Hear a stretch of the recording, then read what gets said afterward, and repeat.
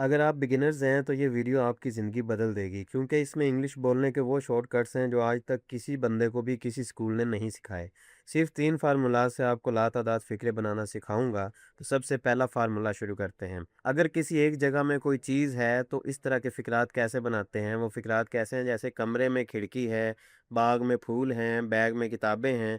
तो इस तरह के फ़िक्रात जिनमें एक जगह के अंदर कोई चीज़ है, उनको कैसे बनाते हैं? इसका फ़ार्मूला ये है, देयर इज़ लगाते हैं अगर एक चीज़ हो, अगर वहाँ ज़्यादा चीज़ें हों तो देयर आर लगाते हैं और साथ जो चीज़ है उसका नाम लगा देना इंग्लिश में।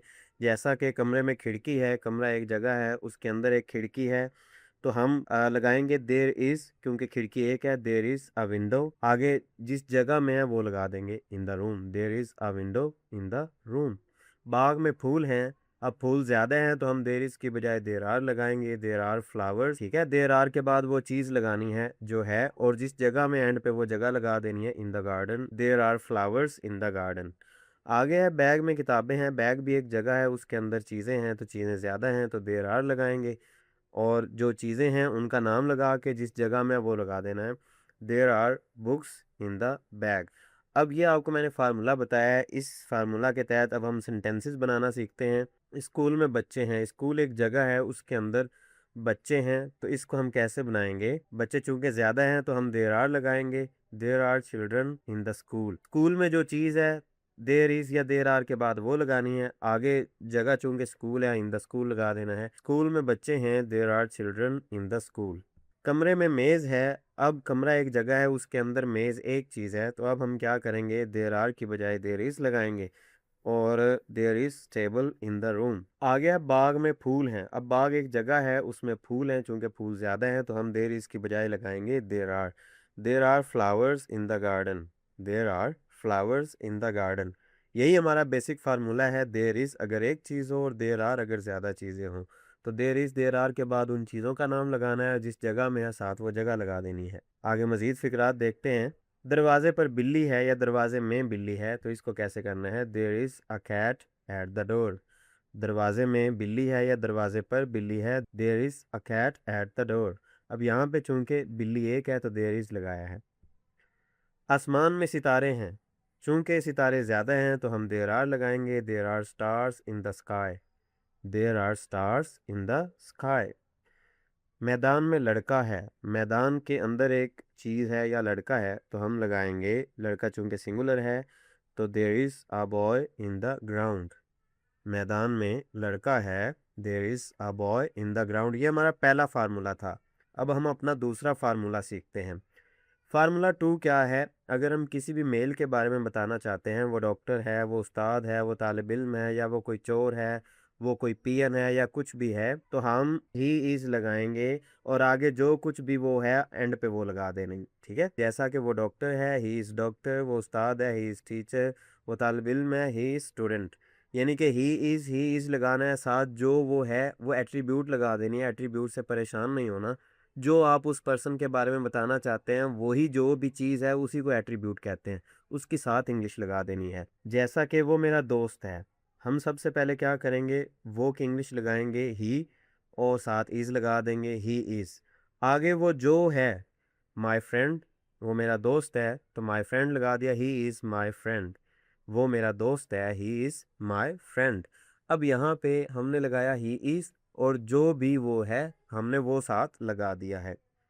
इसी तरह वो एक उस्ताद है तो ही इज़ लगाएंगे, आगे जो भी वो है एंड पे वो लगा देंगे, ही इज़ अ टीचर। वो एक उस्ताद है, ही इज़ अ टीचर। वो बहुत ज़हीन है, इसको हमने ही इज़ लगाना है, साथ एंड पे जो भी वो है वो लगा देना है, ही इज़ वेरी इंटेलिजेंट। वो बहुत ज़हीन है, ही इज़ वेरी इंटेलिजेंट। तो इस तरह हमने देखा कि किसी भी मेल के बारे में कुछ भी बताना है तो ही इज़ लगाते जाएंगे, और जो भी वो है उसकी इंग्लिश एंड पे साथ साथ लगाते जाएंगे। तो इस तरह जितने भी सेंटेंसेस आप बनाना चाहें किसी भी मेल के बारे में आप बना सकते हैं। इसी तरह आगे मज़ीद सेंटेंसेस पे प्रैक्टिस करते हैं। वो मेरा भाई है, तो ही इज़ लगाएंगे, जो वो है साथ वो लगा देंगे, ही इज़ माय ब्रदर। वो मेरा भाई है, ही इज़ माय ब्रदर। वो अच्छा लड़का है, सबसे पहले हम ही इज़ लगाएंगे, जो वो है एंड पे वो लगा देंगे, he is a good boy. वो अच्छा लड़का है, he is a good boy. वो एक ड्राइवर है, ही इज़ अ ड्राइवर। हमने लगाया ही इज़, साथ जो भी वो है वो लगा दिया। तो चलें हम अगला फार्मूला सीखते हैं। फार्मूला नंबर 3 है, अगर किसी फीमेल के बारे में कुछ भी बताना है तो वो कैसे बताना है। जैसा कि आप कहते हैं वो मेरी कज़न है, वो एक डांसर है, वो बहुत हंसमुख है, या इसके अलावा कुछ भी आप बताना चाहते हैं, वो चोर है, वो बिजनेसमैन है, वो डॉक्टर है, वो नर्स है, ठीक है। आपने कुछ भी बताना है किसी भी फीमेल के बारे में तो क्या करना है, यहाँ पे शी लगाना है, शी इज़, ही इज़ की बजाय शी इज़ लगाना है।